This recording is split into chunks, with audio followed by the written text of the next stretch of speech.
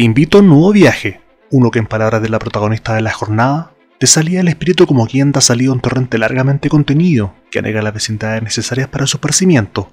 Culmina la tercera temporada con un capítulo dedicado a ti, que gustas de los libros y la literatura. Soy Esteban Poblete y este es mi podcast, Aquí me libro. Teresa Bilsmont es de esas presencias fugaces en la vida y en la literatura que el tiempo, con justicia, reposiciona permitiendo con ello que su voz llegue a nuevas generaciones. Y vaya que hablamos de una voz que tuvo que aprender a abrirse paso, tal vez no en aspectos socioeconómicos dado su origen familiar más bien acomodado, pero sí en una categoría que llevaba implícita una desigualdad en su tiempo y también en nuestros días: ser mujer. Porque tener apellido o dinero no es lo mismo para un hombre que para una mujer, mucho más en Chile en los albores del siglo XX. Y no digo que no haya privilegios, que sí, pero la rebeldía y los valores contrarios a los de su clase, más acostumbrados a ver en la mujer un objeto preciado y discreto, más que un sujeto de derechos libre y autónomo, fueron un problema para la Viña Marina de familia aristocrática nacida en 1893, una época donde los prejuicios sociales, todavía presentes en cierto punto en estos días, estaban mucho más acentuados a fin de cuentas. Lo conservador asfixia, y tal vez explica a cabalidad lo que vendría más adelante con ella, pero no quiero adelantarme. Sigamos contando su historia, la que da cuenta del esmero por convertirse en una esposa y madre de familia. La instrucción para ellas era obedecer. Así las cosas, no fue extraño que se casara a temprana edad. Ya con 17 años contrajo, sin el consentimiento de sus padres, matrimonio con Gustavo de Almaceda, apellido que si te suena a cierto presidente derrocado, pues no estarías muy alejado. En concreto fue sobrino de José Manuel. Y más allá de tener junto 2 hijas, el enlace fue convulso por donde se lo mirara. Habría que destacar aquí la personalidad rebelde de Teresa Bilsmont, que no encajaría jamás en esa actitud esperable para las mujeres en sociedad, algo que naturalmente traería complicaciones con su marido, pero ella no estaría dispuesta a invisibilizar su actitud, su carisma. Eso resaltaba en Iquique, región en la que vivieron como pareja un par de años debido a los intereses salitreros de su cónyuge. En el norte no solo participó de la vida bohemia, sino que también se dio maña para escribir en la prensa ocultando su verdadera identidad. También son los años donde se vincula con la masonería y el anarquismo. Había que vivirlo todo, sentirlo todo.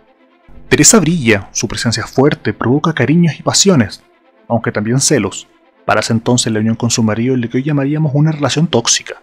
Se cuenta a este periodo que Teresa inició una aventura con el primo de su esposo, Vicente, en quien encontró contención y amor. Sin embargo, tras ser descubierta, o tras descubrirse cartas privadas que develan la relación en rigor, comienzan los problemas de verdad. En 1915 la familia decide, a modo de enjuiciamiento, quitarle la tutela de sus hijas que recaería ahora en los abuelos paternos mientras que a la madre la recluirían en el convento de Santiago. Es que sí, los castigos morales no eran algo extraño para la época. Allí estaría encerrada por 8 meses provocando en ella angustias que tuvieron como resultado su primer intento suicida. Como pudo, siguió escribiendo diarios y enviando cartas a sus cercanos. Uno de ellos, también Vicente, pero apellidado Huidobro, sería clave para poder escapar. Esto ya en 1916, cuando, disfrazada de viuda y en compañía del poeta, huirían rumbo a Argentina. Cabe señalar que ambos lo aunaba ese origen aristocrático en el que no encajaban. Ambos estaban asfixiados y salir del país ofrecía mejores condiciones. Escuchas el último episodio de la temporada, Teresa Bilsmont, después de haber sentido todo.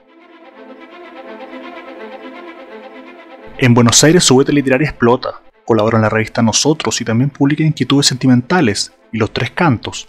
Sobre el primero quiero compartir ahora con ustedes unas palabras preliminares de la autora, que indudablemente reflejan su esencia. Al ofrecer esta página al lector no he pretendido hacer literatura. Ha sido mi única intención la de dar salida a mi espíritu como quien da salida a un torrente largamente contenido que anega las vecindades necesarias para su esparcimiento. Escribo como pudiera reír o llorar, y esta línea encierran todo lo espontáneo y sincero de mi alma. Allá van ellas, sin pedir benevolencia ni comentarios. Van con la misma naturalidad que vuela el pájaro, cómo se despeña el arroyo, cómo germina la planta. Ya en estas palabras, sin siquiera abordar directamente su obra, podemos identificar su prosa poética, rica en recursos donde las imágenes y sentidos se estimulan a partes iguales. No solo hay una comunicación de ideas, sino que también busca provocar sensaciones y principalmente emociones en el lector.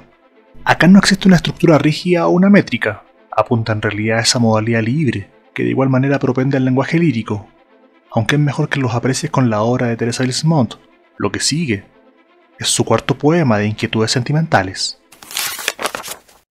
Criaturas, si el dolor no fuera tan ilimitado como el infinito, yo habría roto sus límites, porque más allá de todo lo que la mente puede imaginar, a mi alma inconsolable, encerrada en su mutismo de duelo.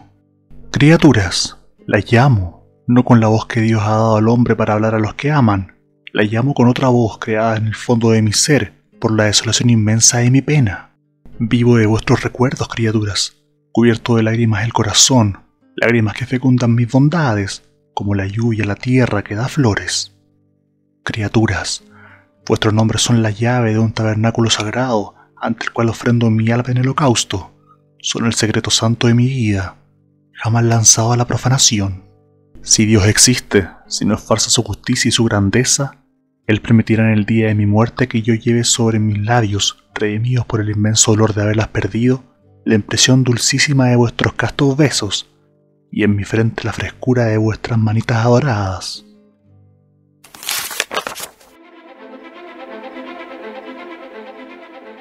Escritos como estos no solo fueron bien recibidos en su tiempo, le valieron convertirse en una figura literaria. La crítica aplaudió ese contenido, y para entonces seguiría provocando pasiones, muchas de ellas no correspondidas. Tal fue la historia de Horacio Ramos Mejía, de 20 años, que al no ver reciprocidad en su amor se suicidó frente a ella. Y menciono esto porque daría paso a otro de sus poemarios, en su recuerdo, que en 1919 titularía Anuarí. Y si ya existía un protofeminismo en sus años en Iquique, lo cierto es que esto se vio mucho más reforzado allende los Andes, entre otras cosas por su amistad con Pellegrini Pastorino, una referencia feminista de la moda y el diseño. Aunque más destinos iban a aparecer en su camino. Primero Estados Unidos, con un viaje que saldría muy mal tras embarcarse con la finalidad de ayudar como voluntaria en la Cruz Roja. ¿La razón? En un contexto de guerra mundial donde las amenazas de espionaje estaban a la orden del día, se creyó que la escritora iba como parte de las filas alemanas, parte del servicio alemán quiero decir. Esto, según se cuenta, por el apellido y su sonoridad. Como haya sido, lo cierto es que no pudo desembarcar, siendo encerrada en el acto por los oficiales respectivos. Así las cosas marcharía a España, donde fue presentada en nuevos círculos artísticos propios de la bohemia en Madrid. Allá entablaría nuevas amistades y seguiría publicando. También continuaría conociendo nuevas ciudades hasta sentarse en París. En ese lugar, y tras 5 años, volvería a reunirse con sus 2 hijas. Sin embargo, el dolor de volver a separarse de ellas, tras el regreso en Chile de las niñas, se tradujo en una severa depresión, que le llevó al suicidio con una sobredosis de somníferos a sus 28 años. Una vida breve que nos hace plantearnos qué se hace después de haber sentido todo. Puedes escuchar este programa o el resto de la temporada siguiéndome en Spotify. Recuerda también que todos estos contenidos y más los puedes encontrar en mi canal de YouTube, Otra Jornada Extraordinaria. En la actualidad, la vida y obra de este autor es posible seguirla gracias al trabajo comprometido de Pequeño Dios Editores, y ni hablar de Alquimia Ediciones, quienes han reunido su poesía y sus diarios íntimos desde hace una década ya, y que recientemente han sacado también nuevas ediciones de las obras de Bilsmont. Esto sumado a las obras completas compiladas en Barcelona por Ruth González Vergara en 1994, que ha sido fundamental para que generaciones como la nuestra sepa y tenga acceso a escritos cuyas fechas están principalmente entre 1917 y el 22, o sea, hace mucho tiempo atrás. Es más, y para ser preciso con las obras de Bilsmont, habría que decir que a Inquietudes Sentimentales y Los Tres Cantos, publicadas en Buenos Aires en 1917, le siguió En la Quietud del Mármol y Anuarí, ambas ya en Madrid en 1918 y el 19 respectivamente. Mismo año en que sería publicado en Argentina Cuentos para hombres que son todavía niños, libro que es de esos republicados por Alquimia, en una edición muy bella por lo demás, y donde puedes encontrar Confesión, un texto breve que elegí para narrar en mi canal de YouTube, en el apartado y playlist de audiolibros. Recuerda que puedes suscribirte y no perderte ningún contenido. Ah, y por cierto, en 1922 se publicaría en Chile la antología Lo que no se ha dicho. Ahora bien, si quedaban dudas con el alcance popular de esta escritora con el paso de los años, tal vez puedas recordar que su biografía fue llevada al cine en el 2009, bajo la dirección de Tatiana Gaviola, quien recientemente en 2021 nos trajera La mirada incendiada. Esa película la menciono porque puso a Teresa Bilsmont en mi mapa. Hasta ese momento no conocía ni de referencia el nombre de la escritora, que fue llevada a la pantalla por Francisca Levin. Por cierto, no se me ocurre un mejor casting para ella, su parecido es innegable. Obvio que recomiendo el visionado de esta película, pero más recomiendo que le conectes con su obra. Hay en ella un talento que no es nada sencillo, hablar de sentimientos sin caer en sentimentalismo ni figuras estereotípicas, sino que auténticas, y esto de verdad que es muy difícil. Y aunque yo sea más de la escuela que separa la obra de su autor, pienso que acá ambas se potencian. La vida de Teresa, el tener esa rebeldía y luego tener que lidiar con sus consecuencias, aunque terrible por un lado, dispara una creatividad y una originalidad que quizá de otro modo no habría sido posible identificar. Si Bilsmont no hubiera sido rebelde, con seguridad pasaba inadvertida como una de las tantas señoras de sus maridos, que apenas hablaban para no perder el decoro, por educación. Ojalá que nadie tenga que ocultar quién es para tener que encajar bajo los cánones preestablecidos, sea ya desde la perspectiva literaria, pero en realidad es algo aplicable a cualquier ámbito de la vida. Para mí al menos, es una escritora cuya historia nos recuerda a eso. Aunque tiendo a creer que ese mensaje puede ser adoptado con mucha más fuerza, con mucha más propiedad por parte de las mujeres. No por nada su figura ha vuelto a crecer siendo destacada por generaciones feministas. Es que su discurso, 100 años después, continúa más vigente que nunca. Pero hasta acá llegó hoy. Gracias por estar del otro lado una vez más. Hoy es el 10º episodio de la temporada y eso marca un final.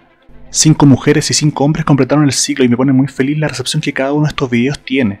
Espero que cualquier episodio entregue algo, por mínimo que parezca, que sea de tu agrado. Yo al menos no tengo duda de que esto va a volver con 10 nuevos capítulos, pero me gustaría que dejes en comentarios tus sugerencias. Cuéntame de qué escritor o escritora te gustaría ver un episodio.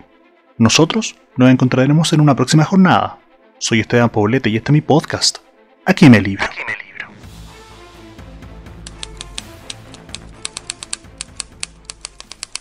Revisa en las pantallas finales más contenidos del podcast de las temporadas anteriores. Suscríbete para no perderte ningún contenido. Nos vemos en otra jornada extraordinaria.